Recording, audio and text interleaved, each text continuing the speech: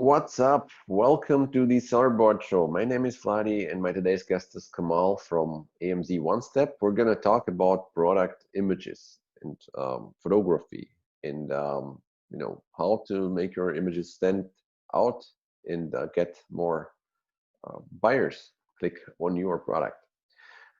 It's an important topic for private label sellers. So if you are one, then make sure you watch this episode till the end. Before we start, don't forget to press the like button to subscribe to our channel. And if you don't know what Sellerboard is, check out our homepage. It's sellerboard.com.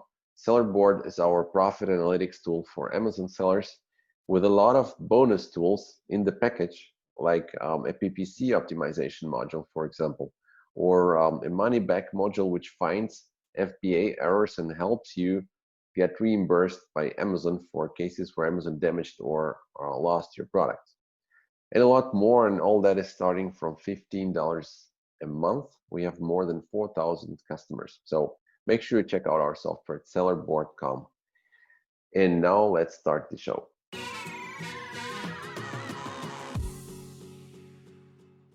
Hi, Kamal. Thanks for joining us. Hi, Vladi. Thanks for having me. Glad to be here. So, Kamal, tell us about yourself. Okay, so I will start with my Amazon journey. So I started selling on Amazon in 2015. I started with retail arbitrage, did some online arbitrage. Then right after some time, a few months, I jumped into the wholesale.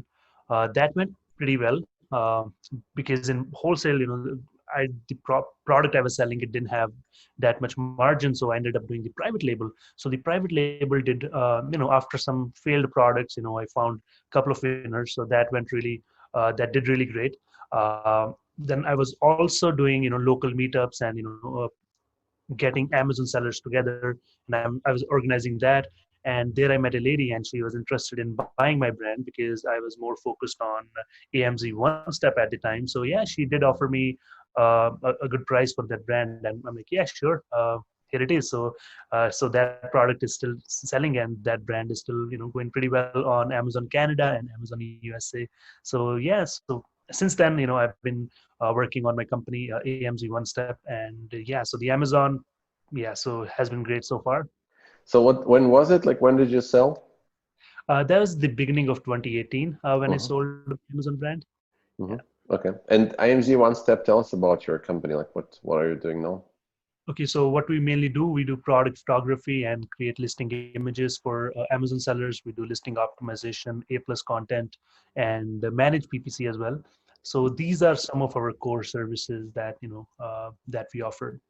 Okay, very cool. So I have a couple of questions about your seller career. So Uh-huh. you said you started with retail arbitrage and you moved to wholesale and then to private label. Yeah, So what's the best model to start with?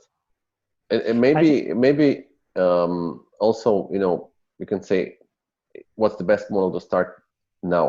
Because maybe there are some differences between now and yeah, 2015. I think yeah, that's a really good question. So I would say even before or now, retail arbitrage would be the best option to start with.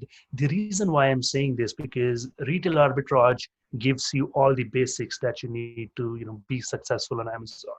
You understand how the labeling works. You understand how shipping works, and you understand how to, find products with bestseller ranks. You understand how numbers work and how is your profit margins. What's the shipping fees looks like? What's the FBA fees looks like?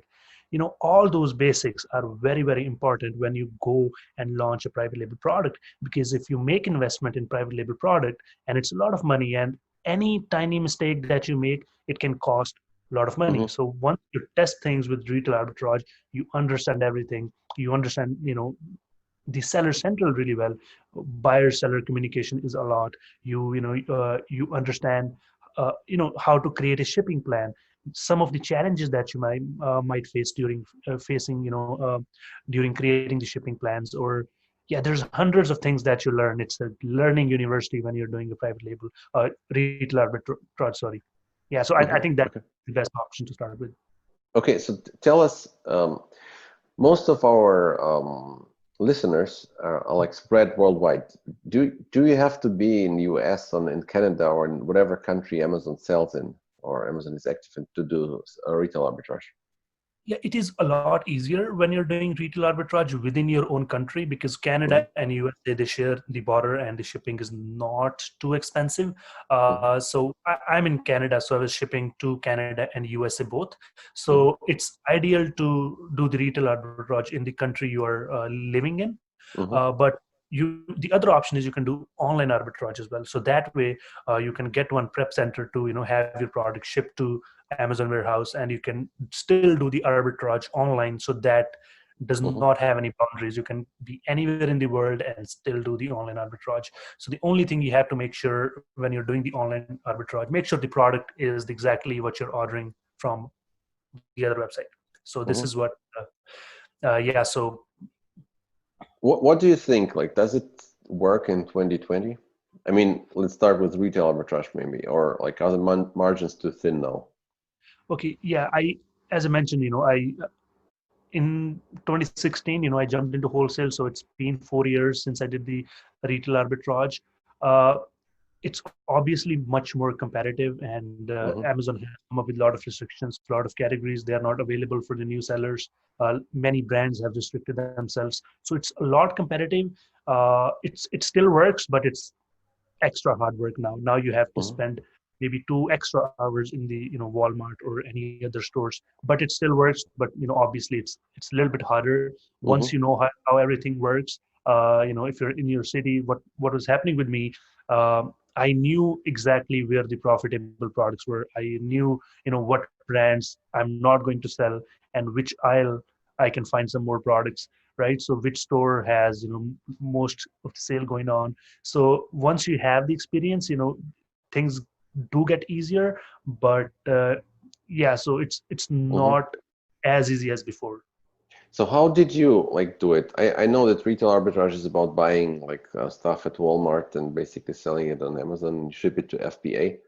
But like, Mhm. how does it look like? Is you do you go into the store and just scan everything with your Amazon app, or what's the process? That is pretty much it. Yeah, you just go out there, you scan the item and see. The first thing you see, are you even allowed to sell that product? All right. Mm-hmm, The second thing, if there's a profit margin. If there is a profit margin, the next thing you see, how many sellers are selling that same product, right? So there's like step-by-step criteria that you follow. If you miss one of that, that means there's going to be a problem. And you also look at when I was doing retail arbitrage, the first thing I was looking at, what's the bestseller rank, right? If mm-hmm, the bestseller rank looks good, that means the inventory is gonna move faster. And if I'm allowed to sell that, if there's a not a lot of private, the sellers selling the same listing, you should go for it. And there are tools that you can use to see how many units it's selling per month, and that gives you an idea how many units you should be buying, right? mm-hmm, So you can always look at how many FBA sellers are there on that listing and how many non-FBA sellers are there. So you can pretty much ignore the non-FBA sellers because they are not going to get the buy box. Most of the time, the FBAs, the sellers with Prime logo, they are the ones who are going to get the buy box. mm-hmm. So only thing you need to count is the Prime sellers selling that product. And yeah, so and sometimes the Amazon does not like to share the buy box on some of the products. um, but yeah, so it's a little bit of risk. Mm-hmm. It's your call if you want to compete with Amazon or not. Sometimes they're good, sometimes they're not so good. So Okay, and do you need like a special app, or is it the Amazon seller app that you need on your phone? Amazon seller app, that's what I used to use. But I'm also familiar with other apps that people used to use, because that gives Mm-hmm, everything to one scan. With seller app, you have to do so many clicks. Okay, check profits here, mm-hmm. check eligibility here, check sellers here. So you have to do so many clicks. But there are some apps, can't remember the name, but they can tell you exactly if you should go for this product or not. Okay, so why did you go to wholesale? Okay, wholesale. I did not know that I was doing wholesale. So what I was doing, so before selling on Amazon, I had electronics business. I was selling streaming media boxes, right? So that was my side gig at the moment. And one day I realized, why not I sell the products I'm selling to the consumers right now? Why not I sell on Amazon? How Amazon works now? So I started selling that and was doing really good. And later, when I started watching YouTube videos and stuff like that, then I realized, oh, what I'm doing is wholesale. So Okay. this is how, I didn't know that I'm doing wholesale, but this is how I got started with the wholesale. It's not, I didn't really look for a distributor or a manufacturer. It was, the products were with me all the time, because that was my other business. Yep. So I started selling And that. did you have an offline store, brick and mortar store, where were you selling them? It was work from home, so I used to go out and install those boxes for, this framing box. Oh, So yeah, okay. everything in my garage. Yeah. Mm-hmm. Wow. Okay, got it. And like, why did you? Okay, that totally makes sense to me. But why did you switch to private label? Okay, so the private label, because I was working day job at the time, so I had to go out and do the shopping at the same day. On weekends, what I had to do is to pack them, label them, and drop it off at the UPS. It was taking my whole entire 7 days. So I Mm-hmm. was hearing a lot about private label at the time. I'm like, okay, no, okay, I'm gonna try that as well.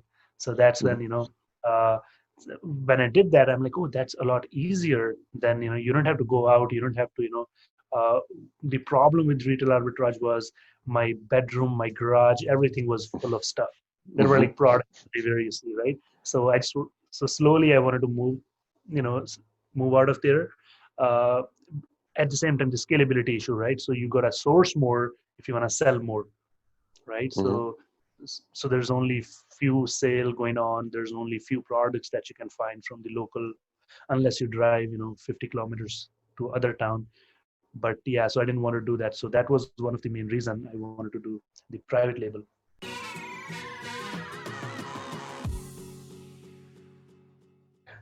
I was a seller myself. Actually, my story is quite similar. I also sold my business, and I started with private label, and then I sold the private label business. And um, Nice.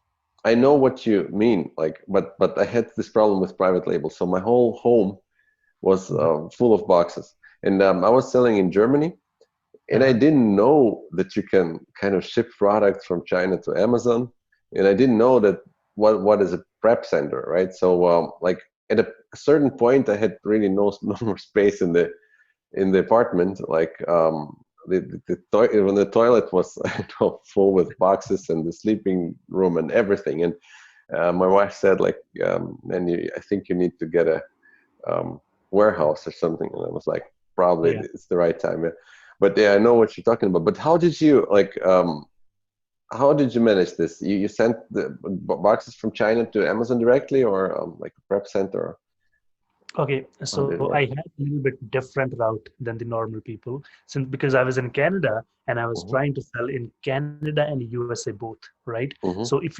if the supplier ships, to both two countries, it was a little bit of expensive. So what I decided to do, I at the very first time, what I would do, let's say I'm ordering 1,000 units, it would come to my house first.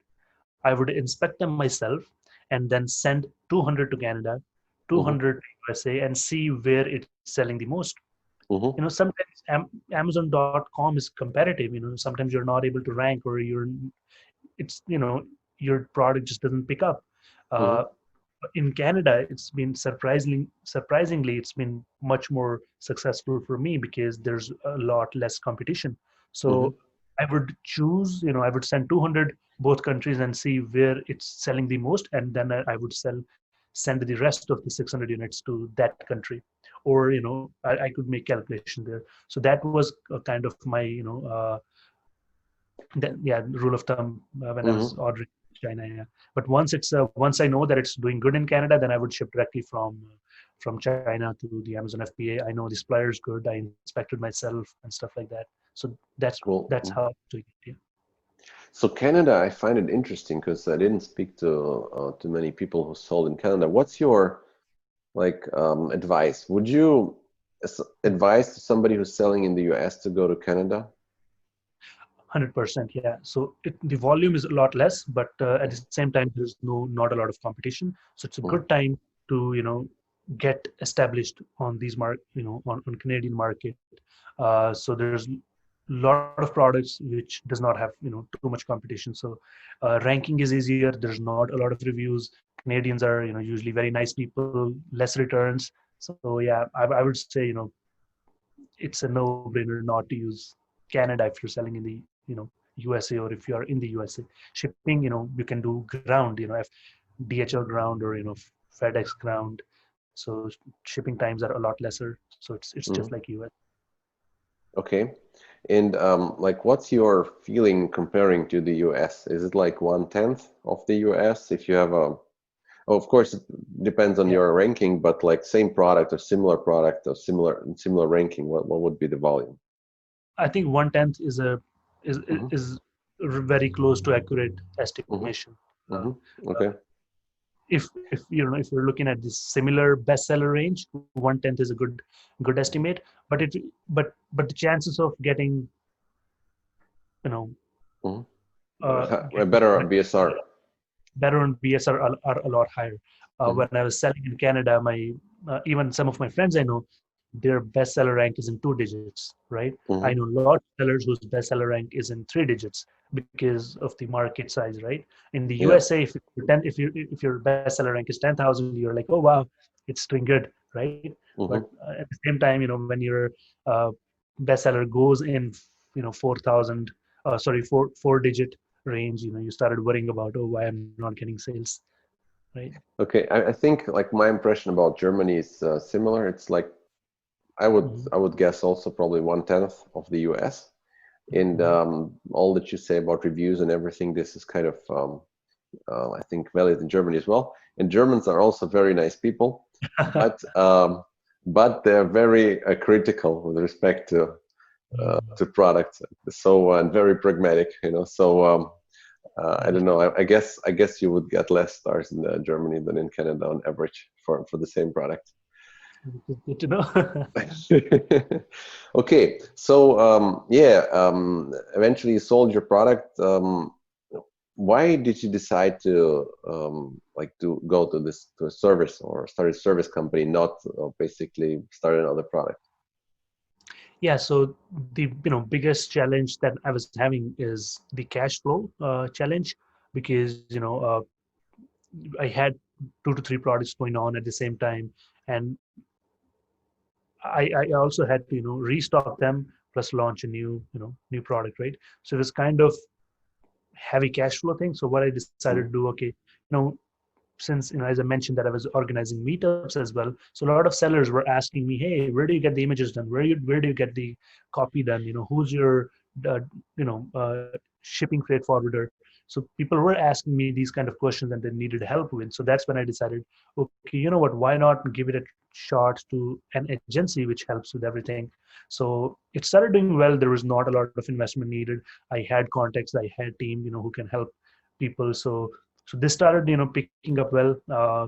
So once I reached that point that this agency was making more than the Amazon selling, so I decided that my focus is I'm going to focus on this agency for now, because Amazon selling is a skill and you can always come back to it anytime. Once you know how Mm-hmm. it works, you can do it again. So that was the ideology behind it. So, and luckily I got the offer at the same time. So yeah. Okay, sounds good. So let's talk about the images. You said like you're doing pictures. How can I or how does it work? Do you get a product from a customer and then you organize the pictures, or Yeah. what's the process? So for the listing images, there's a lot of unanswered questions that sellers don't have yet. First thing, the sellers they need to know what route they're going to go. Are they going to go with the stock images, or they're going to go with the real life photography? For both of them, the product needs to be shipped to the photographer. And once photographer, let's say you're using the stock images, we're going to take your picture and then Photoshop them to the licensed stock images. You can get the stock images from adobestock.com or shutterstock.com, and have your product nicely photoshopped or blended in so that it looks real, right? So the Mhm. key is making it look real and making it look like a premium product. So that is a little bit on the cheaper side. So that is one option, going with the stock photography. And the second is, going with the real life models or real life photography. A lot of the big brands, they don't like to go with the stock images because they don't want to use the same images that other people are using. So so with the real life photography, we do need to hire models, one or two, based on the requirements. And the same time, uh, it needs to be shot in real life environment, maybe in the studio or maybe outside, in some kind of environment. If we don't have those things available, maybe you need to rent out an Airbnb. Maybe you need to Mm-hmm. travel down. So it's a lot more work when you're doing the real life photography. So if you're a big brand and you have like multiple products, it is a good idea to go with the real life photography, because your multiple products can be shot at the same time with the Mm-hmm. same models. So those models can be the face of your brand, and it doesn't cost a lot of money because you're shooting, you're taking photographs of tens or maybe 20 products at the same time. So it just reduces your cost. On the stock images, if someone is brand new, someone's just starting out, stock images would be a nice option to go with them, because it doesn't cost a lot of money. It's very easy to revise. You don't, if you need any changes, it can be done within the same day. Or with the on the other side, when you're doing a real life photography, let's say you miss one shot, or something that you didn't like, or something you forgot to inform to the photographer. Now you have to rehire the models, and now you have Yeah. to do the same thing over and over again. So if you're someone new, go with the stock images. Someone, advanced seller, or what you're doing, what you want, go with the real life photography. And in both cases, product needs to be shipped to the product photographer.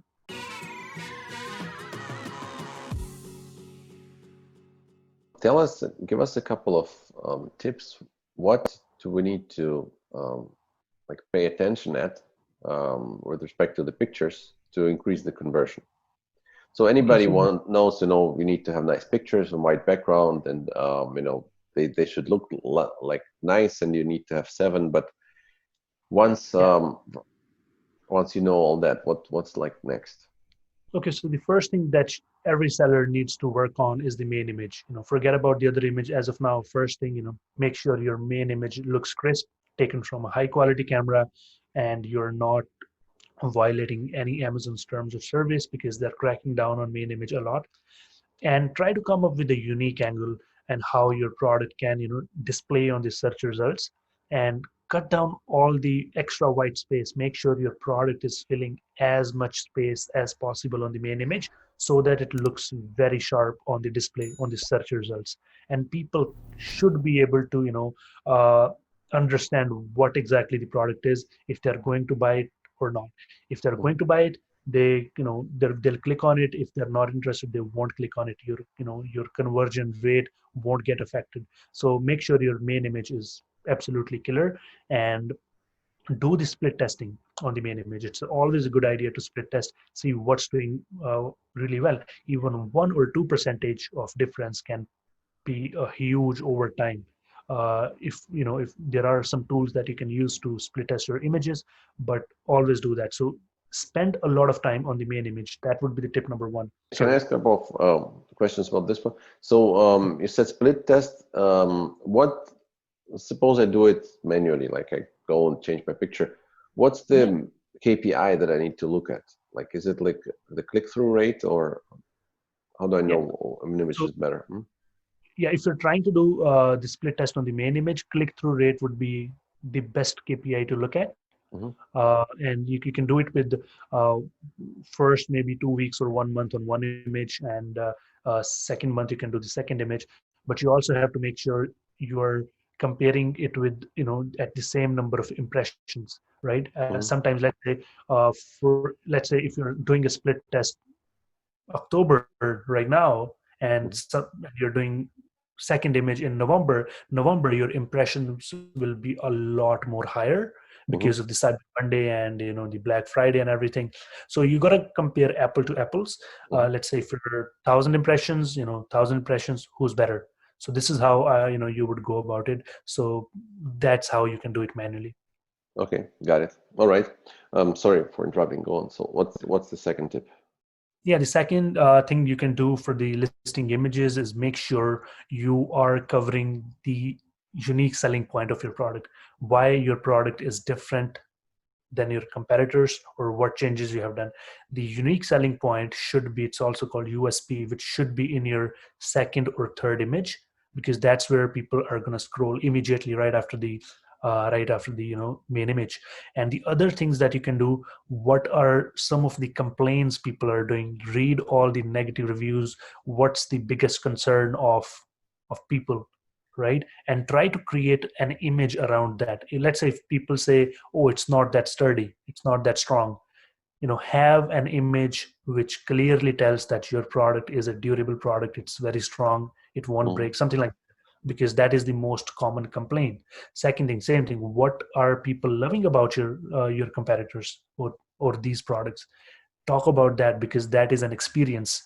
You got to Mm-hmm. sell them that experience. Okay, this product smells good, right? You got to tell them that, because people are talking about that in the reviews. Same thing, uh, questions answered. What are the top questions answered? What are people asking questions?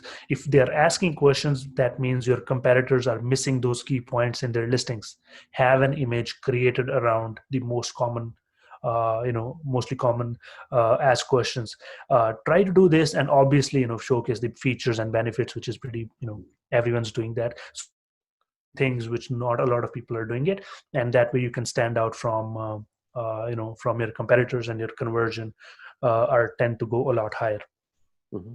Okay, Yeah. cool. So, what do you think about 3D computer graphics? Yeah, 3D rendering is great. It's a lot of sellers. A lot of sellers are doing it, but not everyone understand that. I get a lot of sellers who talk about 3D rendering, but they don't really know what 3D rendering is. How does that work? I show them, okay, do you need an image like this? Oh yeah, I need exactly like that, but it's not 3D rendered. So the difference between 3D rendered and the other photos, 3D renders are the virtual images which are created in a computer, Mm-hmm. right? So there are some softwares that people use, like 3ds Max or Maya or Modo. These are some of the software that people use for 3D rendering. And how 3D rendering works, it's only good for the products which are nice and smooth in the structure or its texture. Maybe Mm-hmm. supplement bottle or a glass bottle. It is really beautiful when you look at that images, because they are very sharp, they're created in the computer, there is no imperfection.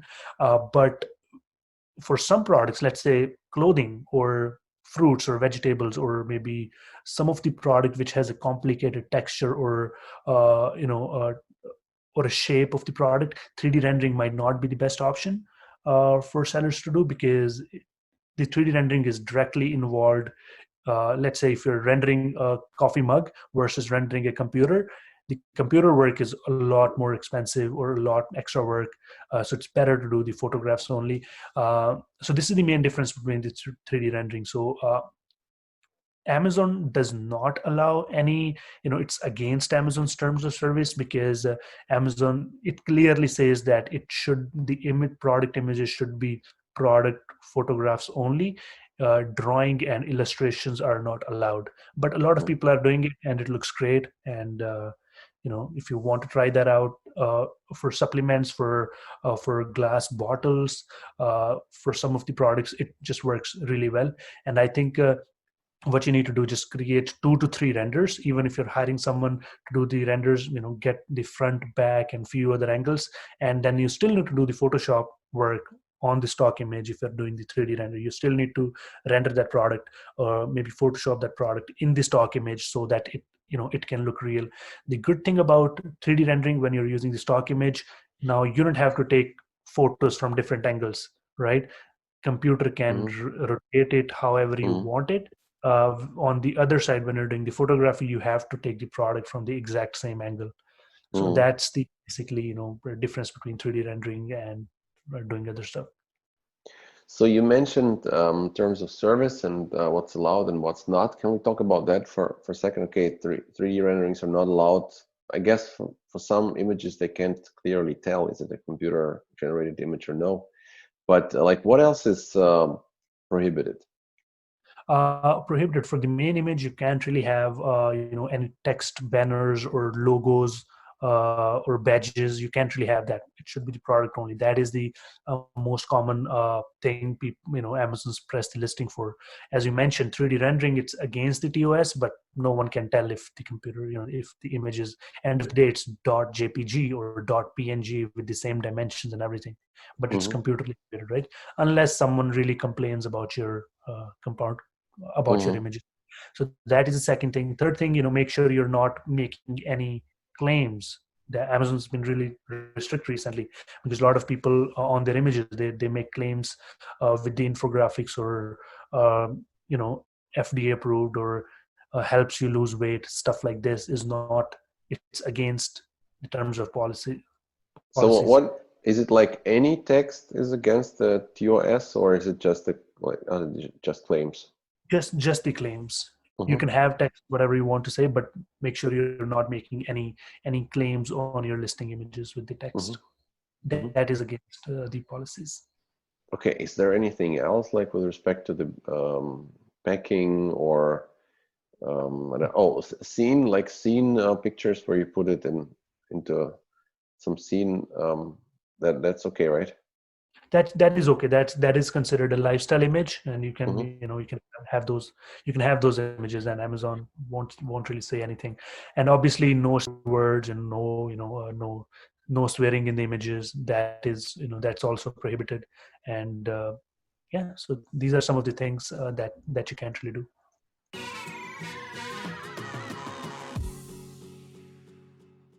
Tell me, like, how much budget do I need as a new seller to create nice images?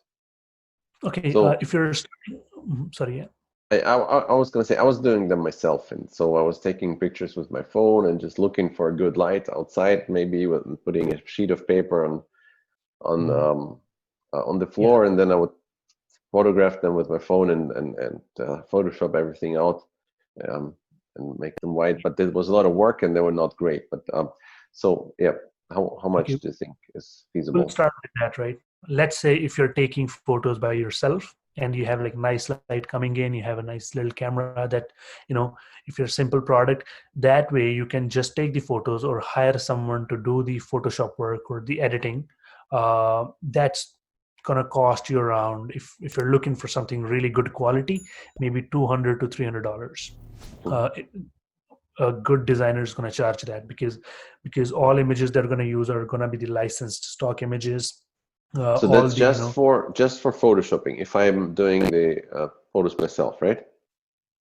just for the photoshopping, yeah. So Mm-hmm. yeah, there are a lot of people that you can find on Fiverr and other stuff, but obviously the quality, you get what you pay for, right? If you want to stay competitive, Mm-hmm. $200 to $300. I worked with a lot of freelancers, a lot of sellers. So this is the approximate that you need to spend, maybe 200 to 300 based on the number of images. And let's say if you are not going to take the photographs and uh, photographer, you're sending it to photographer, then you're looking at anywhere around $400 for stock images only. Mm-hmm. And if you need to go with the real life models or real life photography, it's going to be tough from $1,000 to $3,000. Or so it also depends what kind of quality you're expecting. If you look at the real life photography, some of the photos sellers are using, they are commercial photography. Mm-hmm. So those commercial photography is also very expensive. It can go anywhere from 3,000, even more than that, right? So Mm-hmm. but I would say stock images, 3 to 400, and if you're real life photography, 1,000 to 3,000, based on the number of models and everything. And what about the like taking pictures of the products? Like suppose we have a bottle, yeah, and we want 8 pictures of the or 7 pictures of the bottle, a little bit stock and Photoshop, and nothing fancy, but all in. So what would be your budget for that? Uh, $300 to $400 Okay. is a good amount, and you can Mhm. find great talent at that Mhm. price. Yeah. Okay. Cool. Cool. All right. So yeah, I think I'm asked pretty much all the questions about photography. Maybe just one more. Do you Uh-huh. think it's worth to I mean, probably you will say yes, but tell me, like, what when I was starting, like, I didn't really care too much about pictures. Yeah, okay, everybody's saying you need good pictures, but I just made them. They were good enough for me. I would say, okay, white background, the image is pretty sharp. Mhm. Okay, done. You know, why would you invest? Like, what does it really bring you? Is there like any measurable KPI, or why would it do like great pictures? Because you know the more the higher the quality, the more you pay, and it's not a linear progression, right? So I can do decent pictures with the phone. If I want a camera, it becomes a bit more expensive, as you said. If you want a real life pictures, it becomes like super expensive. Yeah. So Yeah. does So it? yeah, I think that's a really good question. So why you should be spending uh, budgeting on the product photography. Some lot of sellers, they do photos themselves and they send it to the editors, and 90% of the time the product is something simple, something it's just a bottle you can easily take photos from. But there are so many products which cannot be which cannot be which has to be done by professional. For example, if you have something transparent, right, Mhm, reflects a lot of the light just goes through. Now you need to now people can see what's behind that, if you're taking a lifestyle image. Or maybe if you have a metal product, so much reflection. I mhm, see, I can tell that it's taken by the seller himself, because mhm. there's so many reflection. Click an image and half of the product you can't see. On the product label, the writing is so tiny, the labels are so tiny. Some phones and some cameras won't can't Yeah. you really have to zoom in to see that.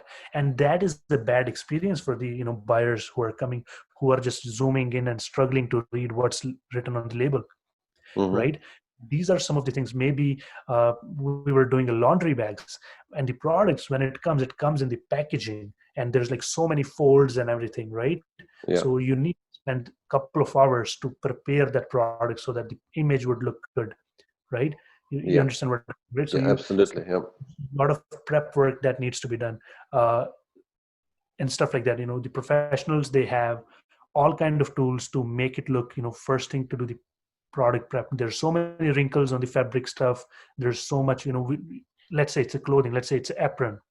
Mhm. Now, not everyone is in the perfect shape of their body. And if you're trying to do it yourself, and you have a little bit tummy, it's not going to look good on images, right? So either you do it on a mannequin, or you do it with the model Mhm.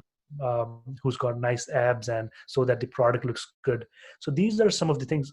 It can be done, it's a pretty common DIY thing. But when you got to compete on the next level, you Mhm. know it's the subconscious thing. We think that image looks good, but when we think it from the buyer's experience, it's not a good experience, right? They want to Mhm. imagine themselves. If the reason why you're hiring a model, because models look good, they have got a good physique, and people want to imagine themselves, right? um, and the same thing with any product, same thing with a lot of the products. Let's say the recently example I gave you, the laundry bag. The product recently we did was a battle rope. And for the battle rope, it really looks good if someone with six pack abs is doing it, right? And Yeah. it's the same thing if it's a beauty product. uh, I mean, you need to show a beautiful model in there. Unless you're really, unless you look very attractive, you can be the model. But the truth of the matter is that the models, they are professionals. They can give those expressions which can, which can connect with the buyers, and they can make the decision right away, right? The Yeah. key here is not to be disconnected from the buyer. Once the buyer on the Amazon page is disconnected, they're going to go on somewhere else. The goal is to engage them before they scroll down. The goal is to keep them engaged. And how do you keep them engaged? Is by doing lots of things at the same time. Your copy looks great, your reviews are good, your price is competitive, your images look good, you're answering all the good questions. The buyer has nowhere else to go. They're gonna, okay, add to Mhm. cart and go, Yeah. right? Very cool. Okay, that's very convincing. I think from my personal experience, I look at the pictures, I look at the title, just to make sure this is the right thing. And I look at the number of reviews and then I buy, um, and maybe on the first result search result page I also look at the prices, so that's for sure also important. But you kind of Exactly. decide already there, okay, this is a premium one with a lot of reviews, this is a like Yeah. cheaper I one with fewer reviews. Hmm. exactly. I am someone similar. I don't want to waste my time. I would go there. What shows up first? Good reviews. It I know that it's exactly what I want. I'll buy it. But we were doing we had a call with our mastermind group, and we were talking about how uh, consumer buying behavior looks like. So not almost 30% of men, they they are like us, they'll just go and buy it. But rest of the 70%, they have different buying experience. Some Hmm. would maybe go on like 10 products and still not make decisions. Some Hmm. would maybe spend half an hour just researching what product Hmm. they're buying. And because not everyone is financially stable, online with the COVID, a lot of new people are coming in who are first time buyers on Amazon. So they want to make their due diligence right. They don't want to spend money and then return it and refund it. Hmm. So a lot of the buyers, they just don't care. But just because we don't care, me or you, we don't look at that point. But the other 70% of the Hmm. the buyers, they're also they're looking at all these things. Actually, I mean, I do kind of care. I just look at the pictures, because okay, obviously it depends on the product. If you're buying, I don't know, some electronic gadgets, or like you said, an appliance for the TV, there probably I would read the description. But like for normal stuff, I just see the pictures, the name. So yeah, Yeah, but it's interesting. Yeah, you're probably right. Many yeah. people And maybe look into the detail. yeah, maybe you buy me from I buy from Canada, you buy from Germany. There's not a lot of products to compare from. But when it comes to the .com, there's like you know go to 3 pages or 4 pages, it's the same product with the same image, and Hmm. buyers will be like, what the hell, which is the Which one one is that they better? buy? Which one is better? They are all Yeah, same, right? yeah, yeah. Yeah. Cool.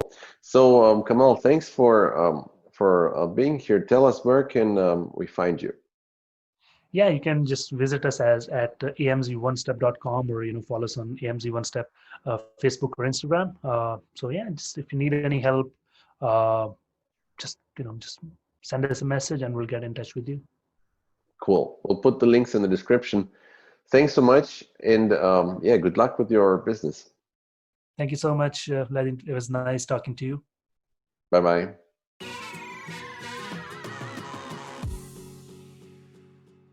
Thanks for watching, guys. Please don't forget to leave us your feedback in the comments and press the like button if you like this episode, and make sure you're subscribed because we're releasing those videos regularly. I'll see you around. Take care. Bye bye.